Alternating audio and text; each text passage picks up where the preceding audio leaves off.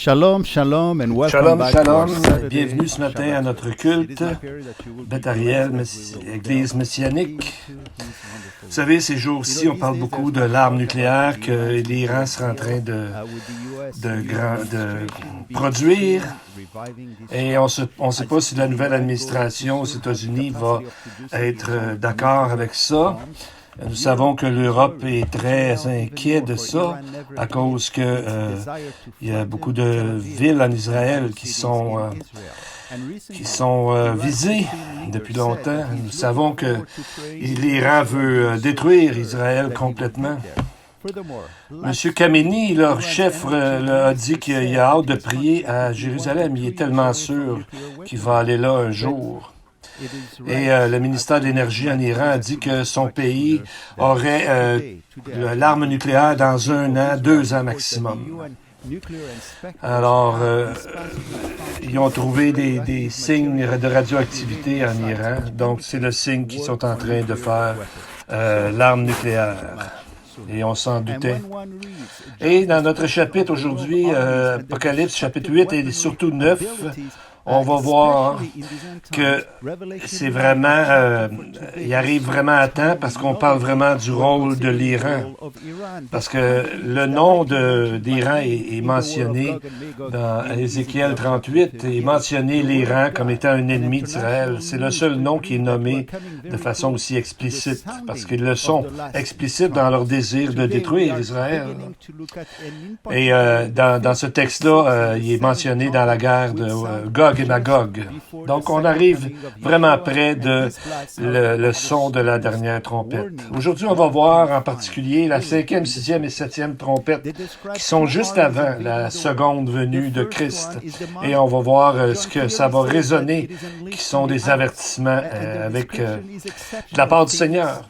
On décrit 2 armées qui envahissent le monde. La première est démoniaque.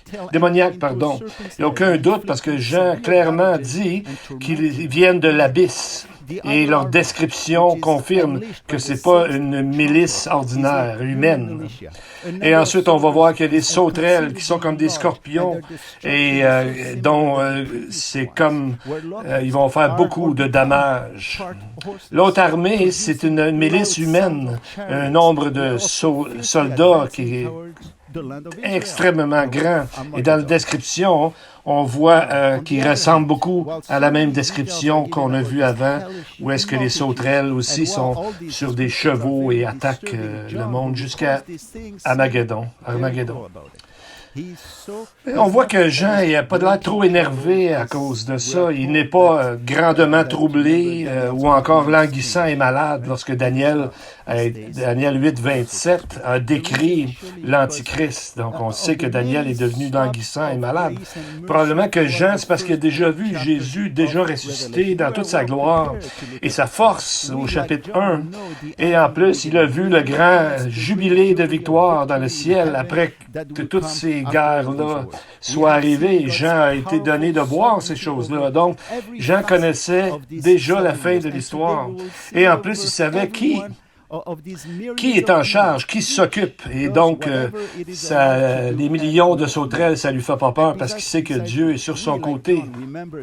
Et nous, qu'est-ce qu'on va faire avec toute cette information? Alors qu'on va voir plusieurs trompettes, et etc., qui vont arriver des jugements, notre force à nous, notre confiance demeure dans l'Éternel. Et pourquoi y a-t-il tellement de détails concernant ces avertissements qui est répété au chapitre 16 avec les mêmes coupes qui couvrent les mêmes périodes de temps des 5 mois comme on a vu et qu'on va revoir aussi aujourd'hui. Donc, n'oubliez pas que arrive tout ça à cause des trompettes. Vous avez-vous déjà demandé pourquoi les trompettes? Pourquoi cette image-là ou cette chose-là? Parce que lorsqu'ils étaient dans le désert, le peuple, on se servait des trompettes pour la convocation de l'Assemblée et pour le départ des camps. Donc, on voit dans Nombre 10, verset 2, on voit ce texte-là. Et aussi, il sonnait la trompette pour la joie. et aussi pour chaque fête désignée en Israël, et aussi pour ce qu'il appelle le Rosh Hodesh, qui signale le début de chaque mois, nombre 10, verset 10 cette fois. Donc on voit que c'est une trompette qui est là pour avertir du danger qui est en train d'arriver, pour alarmer les gens, pour les réveiller, pour faire qu'il y a un ennemi qui approche, comme celui qui gardait la tour dans Ézéchiel. Il voyait l'ennemi arriver et son rôle c'était de dire, sonner la trompette afin que ça réveille les gens. Donc nous, comme croyants, nous devons aussi faire quoi? Sonner la trompette, dans le fond, dire aux gens qu'est-ce qui doit arriver. Le prophète Amos a dit ceci, « Le lion rugit. Qui ne serait pas effrayé? Le Seigneur, l'Éternel, parle. Qui ne prophétiserait? » Amos 3:8. Le mot prophétie ici prend un sens spécial parce que Amos lui-même dit de lui-même qu'il n'est pas un prophète. Il n'a pas été entraîné à la théologie ou pour le ministère. C'était un homme d'affaires qui s'occupait des brebis mais il parlait des avertissements de Dieu parce qu'il était près de Dieu, il aimait Dieu et Dieu lui a dit des choses à dire. Donc, de la même façon, nous pouvons être là pour dire aux gens alentour de nous. Donc, c'est une question de compassion et non pas de les juger. On ne veut pas que personne ait à vivre ces choses-là. Si on croit dans la parole, on ne peut pas trouver des façons de mieux trouver que de prier pour eux. Parce que ces choses-là vont arriver, c'est des choses terribles. Avant de commencer dans ce texte, on va bénir nos enfants et on va prier avec eux. Si vous avez des enfants, amenez-les près de vous pour qu'on mettez votre main sur leur tête, sur leurs épaules ou quoi, et on va prier ensemble.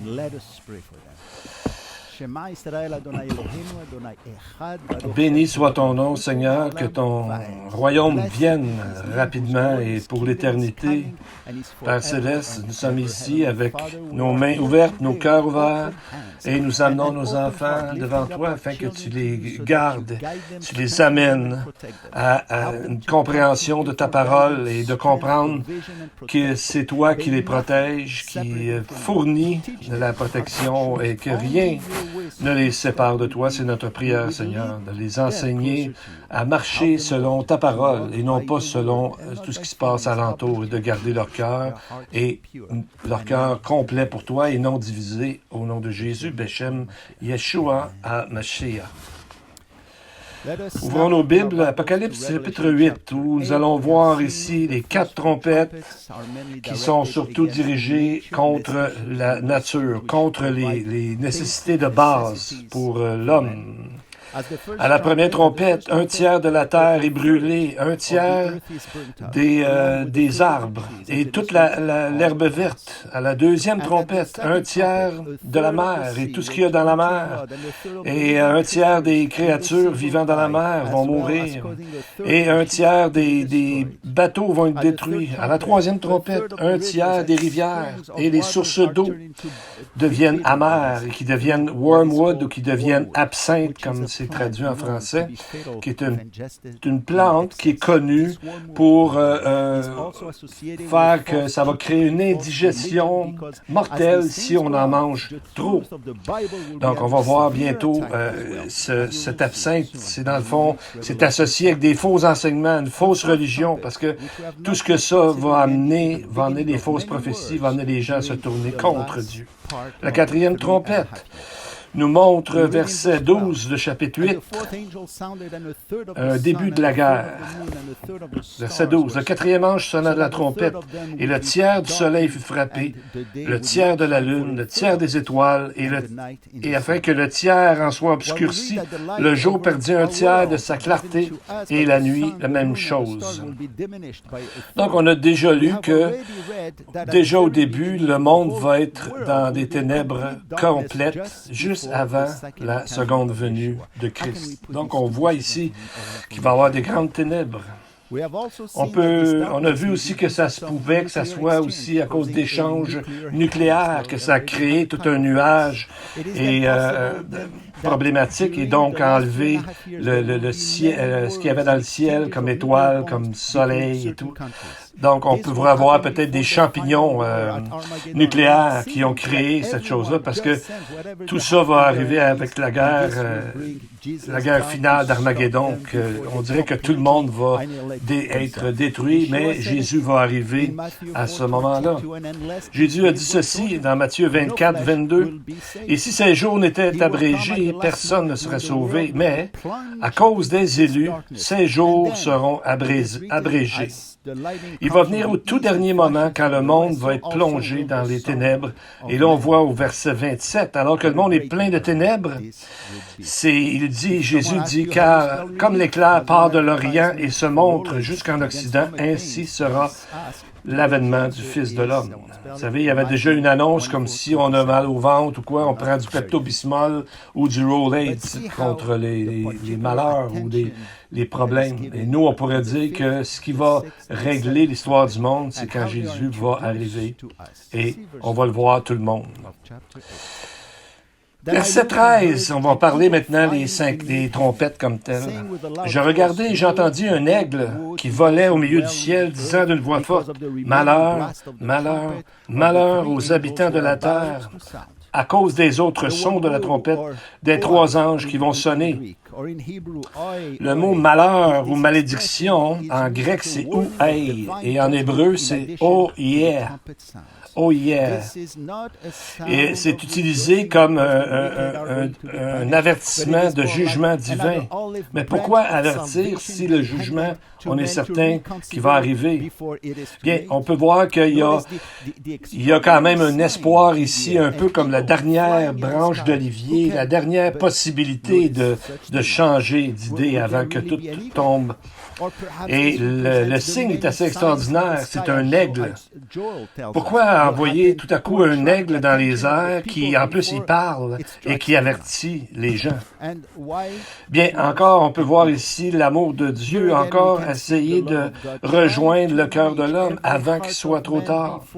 Dans les Écritures, les aigles sont reconnus pour prendre soin de leurs petits, de leur fournir une pleine protection. Et Dieu a été comparé souvent dans l'imagerie à un aigle. Deutéronome 32, verset 11. Pareil à l'aigle qui éveille sa couvée, voltige sur ses petits, déploie ses ailes, les prend et les porte sur ses plumes. Donc, on voit qui éveille sa couvée ici. On voit, c'est l'image que l'aigle, pour les avertir d'un danger. Donc, c'est comme si Dieu ici envoie une image, un aigle pour avertir les gens de ce qui va arriver. Un peu comme l'étoile de Bethléem était visible pour tout le monde, mais c'est pas tout le monde qui a porté attention. Pourtant, cet aigle va avoir une amplitude d'aile de 2 mètres ou 7,5 pieds. C'est difficile à manquer dans quelque chose de si gros dans le ciel. En plus, il vole de la manière qu'on voit dans le texte en direction du soleil, comme s'il était midi. Donc, tout le monde qui va regarder en haut ne peut pas manquer un tel oiseau qui est là pour, en plus, qui parle et qui avertit. Donc, c'est en plein aussi une image que l'aigle a une très bonne vision, un peu l'image que Dieu va voir dans les cœurs de ceux qui veulent se repentir et va aller vers eux. Il ne pourra pas n'en manquer aucun parce que Dieu est omniscient, il sait tout, il voit tout. Malheureusement, très peu de gens vont se tourner malgré tous ces avertissements. Et le mot hébreu pour aigle, c'est nézer. Et plus tard en araméique, ce mot est venu à dire un fruit qui est tombé de l'arbre. Par exemple, dans le Talmud, on dit que c'est permis dans le sabbat de manger un fruit qui vient de tomber à côté de l'arbre. Donc, on voit que c'est un peu une image ici que l'aigle vient laisser tomber sur la terre des avertissements pour que les gens qui les écoutent puissent se tourner vers Dieu. Notez bien le verset 13, où est-ce qu'on parle des malédictions? On parle de ceux qui vont tomber sur les habitants de la terre. Ces mots-là sont utilisés 12 fois dans le livre d'Apocalypse pour décrire ceux qui sont sur terre, en opposition à ceux qui ont mis leur espoir en Dieu au ciel. Et le mot demeurer ou habitant, habiter dans le grec, ça veut dire plus que juste demeurer quelque part. Ça veut dire le mot souvent la signification de demeurer, même de coloniser un endroit.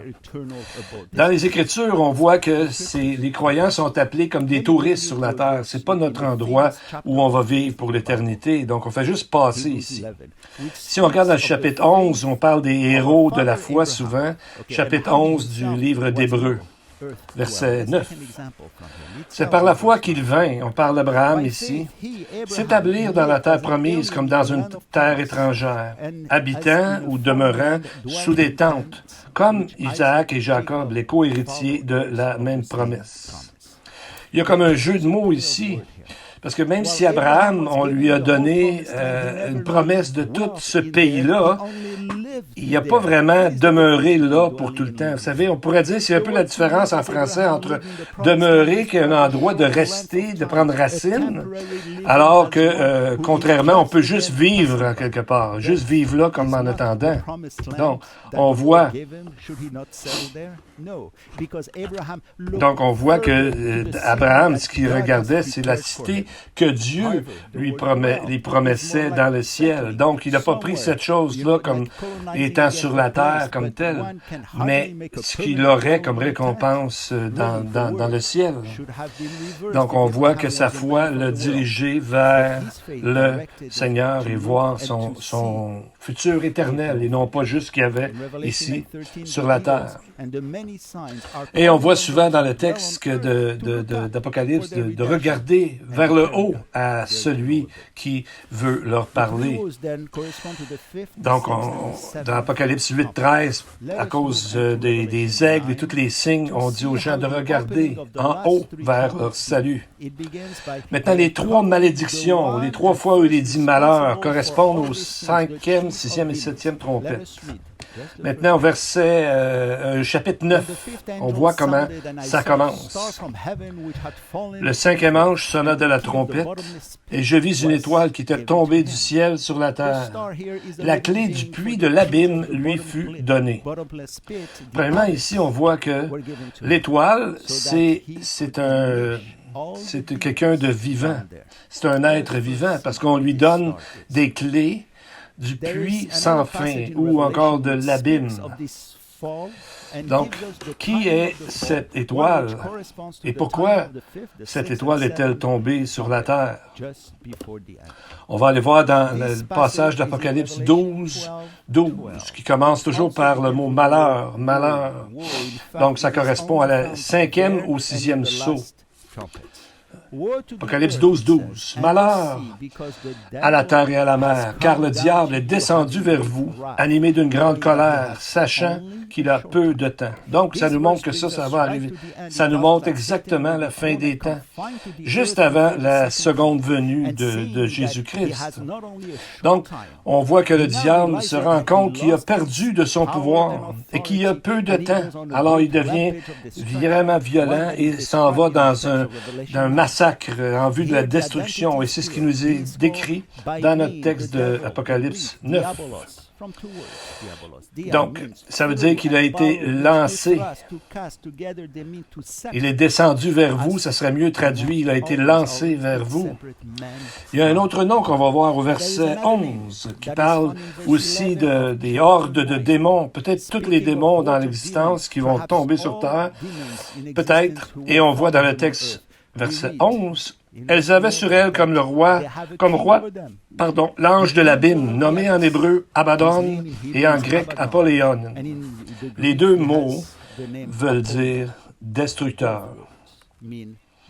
C'est un titre en plein qui va bien, vu qu'il voit qu'il est en train de perdre. Il est en train de perdre ses dernières cartes. Alors, il essaie de détruire toute la terre et aussi tout Israël pour empêcher Israël de dire un jour, « Béni soit celui qui vient au nom du Seigneur », quand le Seigneur Jésus ils vont appeler le Seigneur Jésus à leur aide. Donc, c'est comme si Satan voulait empêcher que le royaume messianique puisse arriver sur la terre. Désolé. Donc, le nom Abaddon était déjà connu dans les écrits des manuscrits de la mer Morte. Le nom de Satan est appelé l'ange de l'abîme, l'esprit de Abaddon dans ces textes-là. Dans le langage du temps, Abaddon, c'est un synonyme de perdition et de l'enfer, qui vient du mot hébreu abad, qui veut dire de périr, d'être détruit ou de détruire. Et en fait, s'il va détruire sa propre destruction, qui dit qu'il vient du ciel vers la terre. Mais c'était connu aussi dans sa petite biographie de Satan qui nous est décrit dans Ésaïe 14. Vous voyez sur le PowerPoint en avant, on parle de cette étoile. Ésaïe 14, verset 12. Te voilà tombé du ciel, astre brillant, fils de l'aurore. Tu es abattu à terre, toi, le vainqueur des nations. Lucifer est une traduction, si on veut, d'un mot latin qui veut dire étoile du matin. Et en latin, souvent était utilisé pour faire référence à la planète Vénus et de sa clarté. Mais il doit y avoir une ironie ici, parce que l'étoile du matin, c'est un titre qu'on donne à Jésus dans Apocalypse 22, 16. Donc on voit encore que le mal veut imiter toujours ce que Jésus fait. Donc Jésus, on voit que... pour Satan, c'est probablement ce qui a commencé. Oui, il est une étoile, un astre brillant, mais ça lui a coûté sa vie, dans le fond, parce qu'il ne voulait pas être une étoile ordinaire, il voulait être l'étoile la plus haute, donc Dieu lui-même. Donc, on voit tellement d'orgueil et d'arrogance qu'il pensait qu'il pouvait en arriver à être l'étoile du matin, le titre qui est donné à Jésus. Vous savez, dans l'Évangile, juste après que Jésus ait envoyé les 70 disciples, si vous vous rappelez, tout à travers Israël, ils sont venus et ils ont été tellement contents. Ils disaient à Jésus, « Seigneur, même les démons nous étaient soumis en ton nom. » Luc 10, verset 17. Et Jésus leur répond et prophétise, « Je voyais Satan tomber du ciel comme un éclair. » Verset 18 ici. Donc, on voit ces choses-là dans Apocalypse 9 et aussi Apocalypse 12. Donc, c'est comme une chute en deux temps. Une chute sur la terre et ensuite pour sa perdition éternelle. Donc, parce qu'ici, les clés sont données pour l'abysse, ou est-ce que plus tard, Satan sera confiné pendant 1000 ans avant d'être envoyé dans le lac de feu pour toute l'éternité. Ésaïe nous parle des réactions démoniaques qui vont arriver à ce moment-là, quand il va être pris dans l'abysse pour 1000 ans, dans l'abîme. Voyez ce que les gens disent alentour. Ésaïe 14, 16 à 17. « Ceux qui te voient fixent sur toi le regard et ils te considèrent attentivement.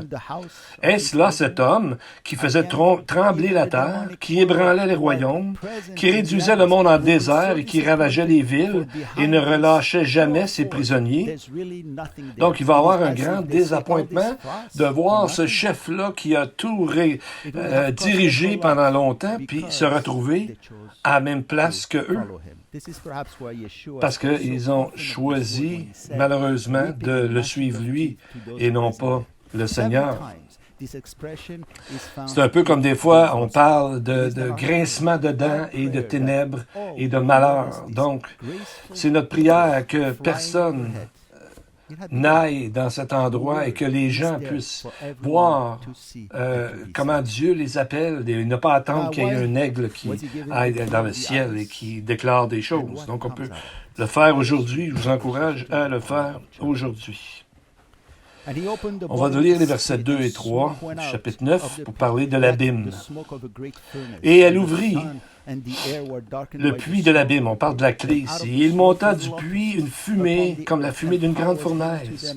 Et le soleil et l'air furent obscurcis par la fumée du puits. De la fumée sortir les sauterelles qui se répandirent sur la terre. Et il leur fut donné un pouvoir comme le pouvoir qu'ont les scorpions de la terre. Donc, on voit ici, ces mots sont très puissants parce qu'il ne reste pas beaucoup de temps. Hein. Et Dieu veut que tout le monde voit comment c'est sérieux. Le puits sans fin, l'abîme, abyssos en grec ici, c'est probablement l'endroit où tous les pires démons ont été confinés. Donc, on voit un peu comme l'image quand Jésus a délivré un homme qui avait une légion de démons. Qu'est-ce qu'ils ont demandé, les démons? Ils ont supplié Jésus de ne pas commander qu'il soit jeté dans l'abîme directement. Luc 8, 31. S'il y a une place si terrible pour eux, imagine comment ça va être terrible lorsqu'ils vont être libérés et laissés libres sur la terre. Jude en parle de ces gens-là. Il parle des anges qui n'ont pas gardé leur propre demeure. Vous savez, dans Genèse 6 qu'on va voir. Jude en parle, il dit les anges qui n'ont pas gardé leur dignité, mais ont abandonné leur propre demeure. Il a réservé pour le jugement du grand jour, enchaîné éternellement par les ténèbres. Donc, probablement qu'il fait référence aux anges, certainement, qui, dans Genèse 6.2, il dit qu'ils ont quitté leur propre domaine, sont venus sur terre, et ils se prirent des femmes d'entre toutes celles qu'ils choisirent. C'est mal traduit, mais c'est comme ça que c'est écrit. Donc, une action qui a amené quoi? Le déluge et la destruction de toute la vie sur terre.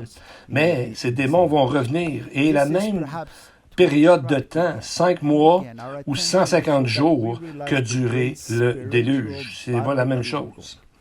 Et on voit ici avec la fumée qui sort de l'abîme est mentionné 4 fois dans seulement ces 2 versets-là. Il ne faudrait pas oublier qu'en même temps qu'il y a cette fumée-là qui sort, il y a quand même la douce fumée de l'encensoir qu'on a vu avec les prières des saints que l'ange a lancées sur la terre pour que les gens soient avisés que Dieu est encore là pour les recevoir s'ils se retournent vers lui.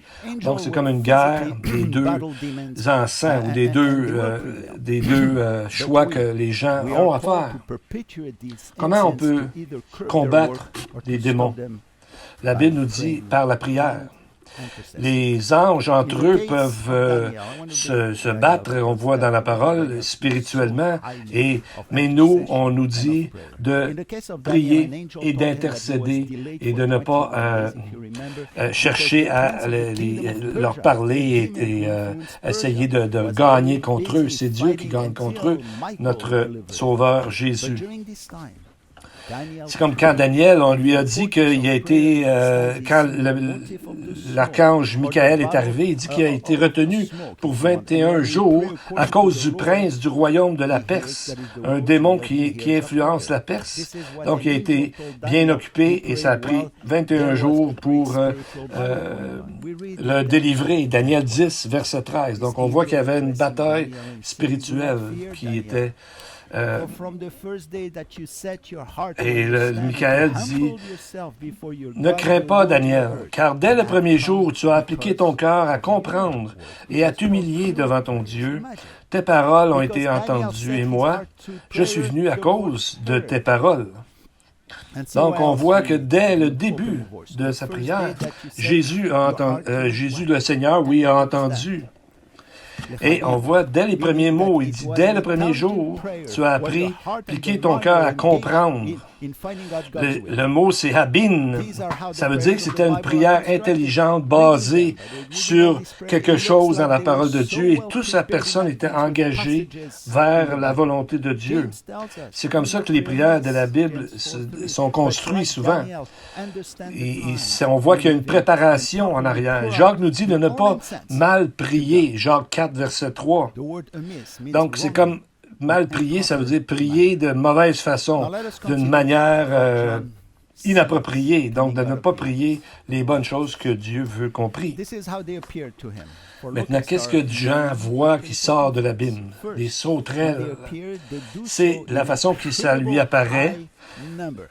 Et les sauterelles sont connues pour deux choses. Premièrement, quand ils apparaissent, ils sont un nombre incroyablement grand. Quand il y a une invasion de sauterelles, il y en a tellement qui disent que le ciel s'obscurcit. Au temps de Philéo, qui était un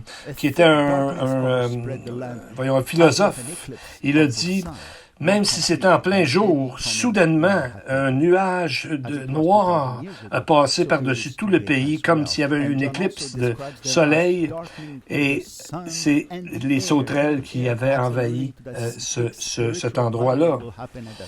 Donc, Jean nous parle aussi que ça va obscurcir le soleil et l'air. Donc, c'est important ce mot-là aussi, l'air, probablement montrant qu'il va y avoir une bataille spirituelle et que tout ça va être assombri.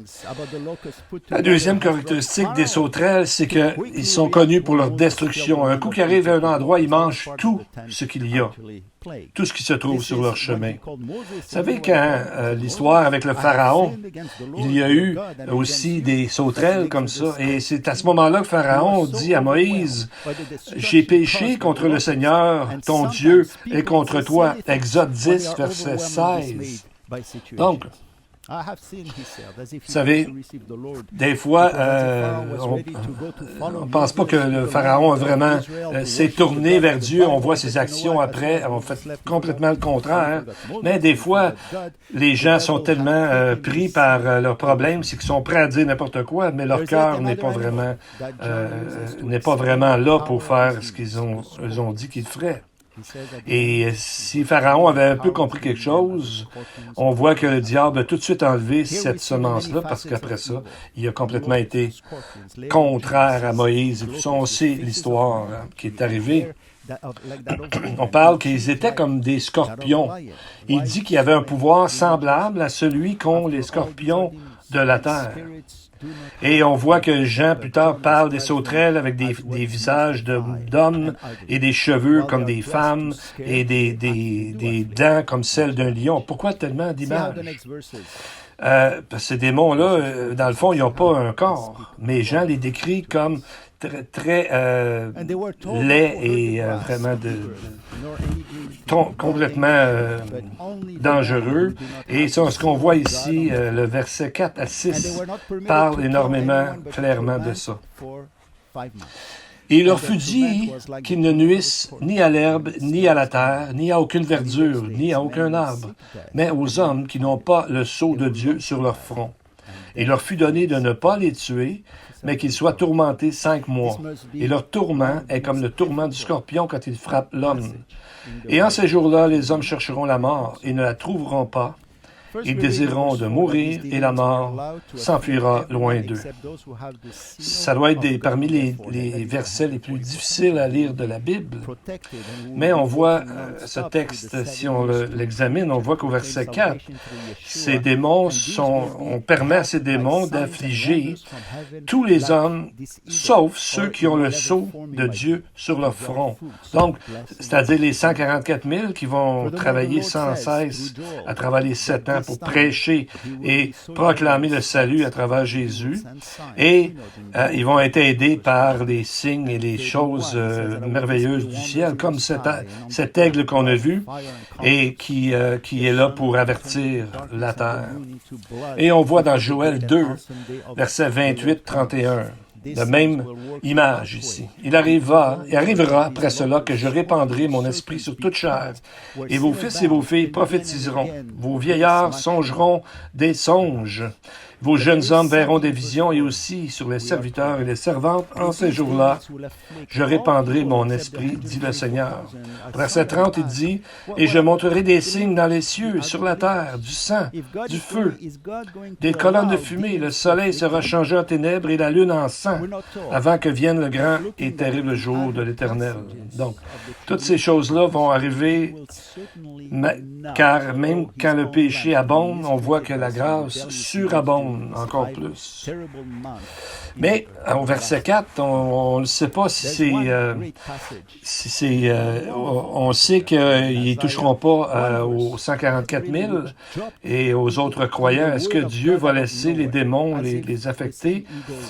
Et ça ne nous est pas dit, mais si on regarde un autre passage de le temps des tribulations, sûrement qu'il va faire que son peuple, les croyants, les enfants de Dieu, ne passeront pas par cette colère-là.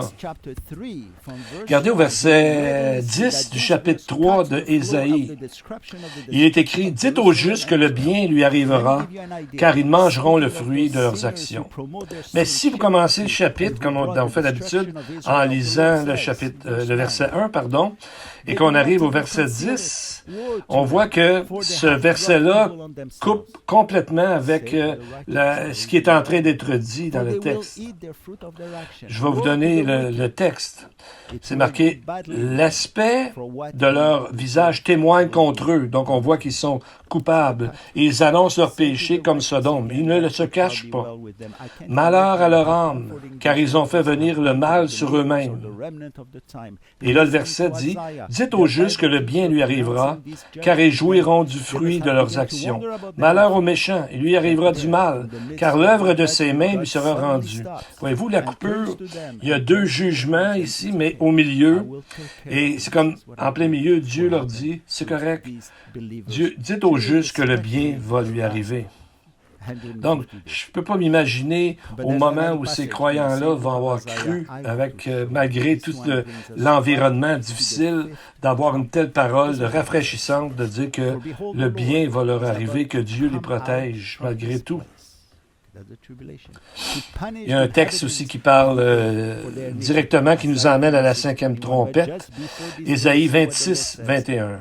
« Car voici l'Éternel sort de sa demeure pour punir les crimes des habitants de la terre, et la terre mettra le sang à nu, elle ne couvrira plus les meurtres. » Mais juste avant ce verset-là, qu'est-ce que Dieu dit? « Va, mon peuple, entre dans ta chambre et ferme la porte derrière toi, cache-toi pour quelques instants, jusqu'à ce que la colère soit passée. » Donc, juste avant ce verset de jugement, il y a ce beau verset ici où Dieu dit à son peuple, « Va te cacher. » Et on voit dans l'indignation ici dont on parle dans Apocalypse 9.4, et c'est le mot en hébreu « za'am » qui veut dire, qui décrit la colère de Dieu manifestée en action à travers le jugement et la punition. On dit que dans Apocalypse 12, je pense que, si j'ai bien compris, Dieu va cacher le reste d'Israël, le peu de croyants qui a demeuré. Et ensuite, ceux qui ont cru aussi parmi les nations, Dieu va les protéger. Mais on va regarder maintenant deux verset difficile aussi. Il leur fut donné non de les tuer, mais de les tourmenter pendant 5 mois. Et le tourment qu'elle causait était comme le tourment que cause le scorpion quand il pique un homme. En ces jours-là, les hommes chercheront la mort et ne la trouveront pas. Ils désireront mourir et la mort fuira l'un d'eux, loin d'eux. Et ça a l'air vraiment cruel, même inhumain, pour qu'un seul homme ait à vivre ça. Mais est-ce que je peux vous amener un point que, à travers ça, ces deux versets-là sont remplis de grâce et de miséricorde. Je vous dis pourquoi. Dieu n'est pas intéressé que l'homme souffre comme tel. Dieu est lumière et il n'y a en lui aucune ténèbre. 1 Jean 1,5. Pardon, la Bible nous dit aussi que quand l'homme souffre, Dieu souffre aussi avec lui parce qu'il connaît toute l'ampleur de la souffrance, mais l'homme a toujours un choix à faire. Et on voit ici, on arrive vraiment au dernier moment de la tribulation, même dans les derniers jours des 5 mois. Et ici, c'est la première fois sur deux occasions, deux occurrences des 5 mois dans ce seul chapitre. Et 5 mois, c'est la vie normale d'une sauterelle. Ils vivent généralement entre mai et septembre.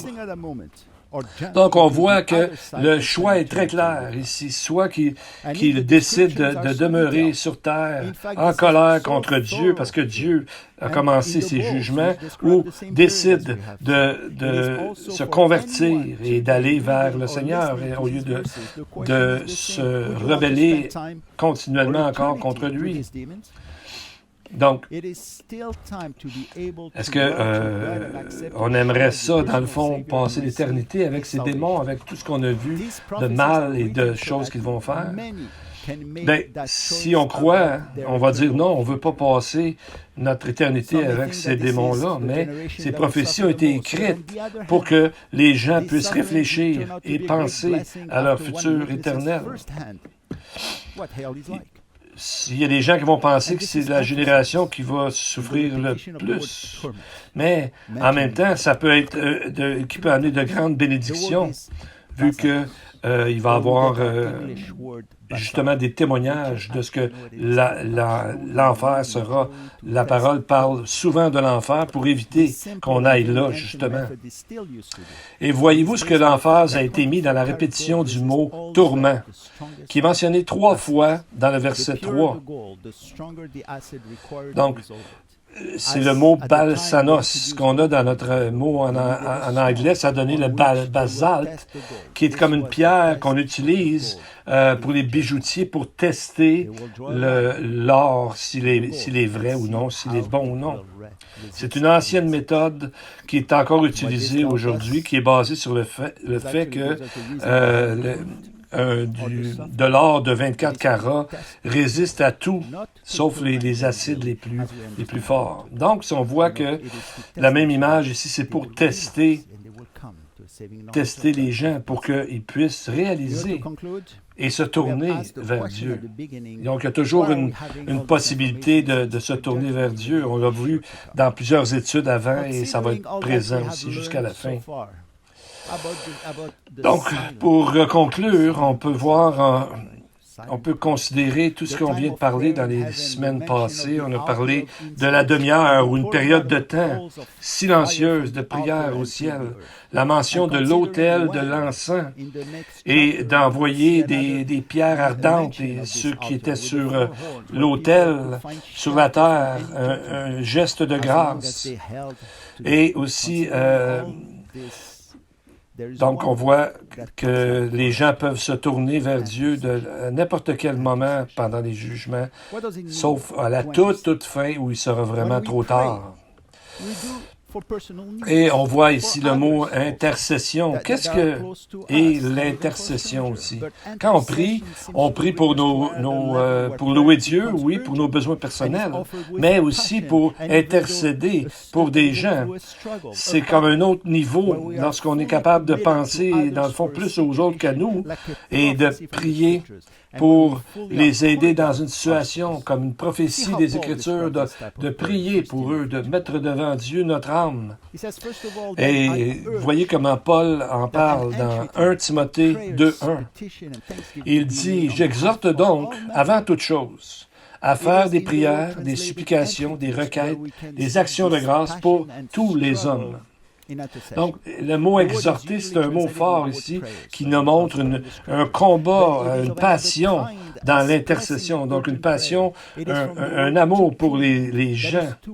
Donc, c'est utilisé 18 fois dans le Nouveau Testament, qui veut dire de plaider, de supplier.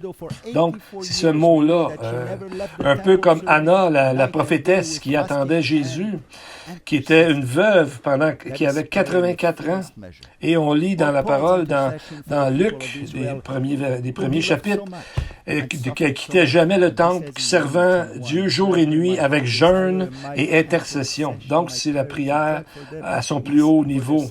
Paul a dit aussi dans Romains 10:1, « Frères, le vœu de mon cœur et ma prière à Dieu pour eux, c'est qu'ils soient sauvés. » On va regarder ici un exemple vraiment clair dans la Bible. Connaissez-vous un homme qui s'appelait Épaphras? Épaphras, C'est un homme qui était vraiment plein d'amour. C'est ça que son nom signifie.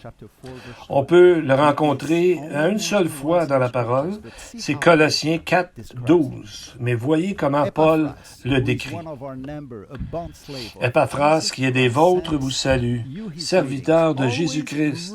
Il ne cesse de combattre pour vous dans ses prières, afin que, parfait et pleinement persuadé, vous persistiez dans une entière soumission à la volonté de Dieu. Donc, on voit ici, cet homme a le don de combattre dans la prière et de prier pour les autres afin qu'ils marchent selon la volonté de Dieu. Et le mot ici, en grec, c'est agonizomai. On a le mot agoniser qui vient de ça. Donc, on a une image ici, pas juste une petite prière lancée en l'air, mais une prière profonde, que comme agoniser pour les gens pour lesquels on intercède, pour lesquels on prie pour leur bien. Donc, comme nous, dans la fin des temps, sachant ce qui va arriver, est-ce qu'on n'est pas porté à prier, intercéder pour les gens alentour de nous, les gens que nous connaissons? Est-ce qu'on intercède? Est-ce qu'on manque cette grande opportunité de servir Dieu et on manque souvent des grandes opportunités de servir Dieu et de prier et de parler aux gens alentour de nous où nous sommes. Pas besoin d'aller être missionnaire nécessairement dans un autre pays, mais on a plein de gens autour de nous à qui on peut leur parler. On n'aura jamais encore l'occasion de témoigner après parce qu'on va être rendu avec le Seigneur. Donc, prions ensemble. Seigneur notre Dieu, quand nous considérons le cœur de l'homme, notre cœur, on est tellement heureux que la foi que tu nous as donnée soit avec nous. Nous te remercions d'avoir regardé notre condition et nous avoir permis de pouvoir te connaître un jour car tu es tellement patient.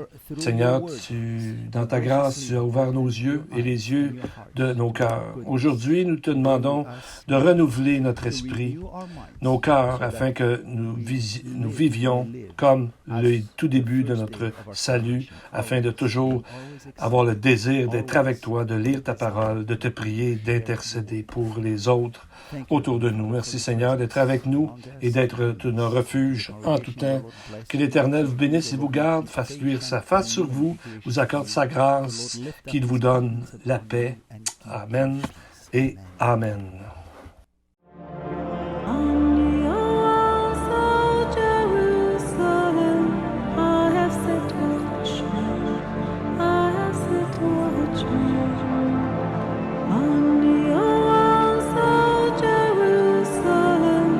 Who shall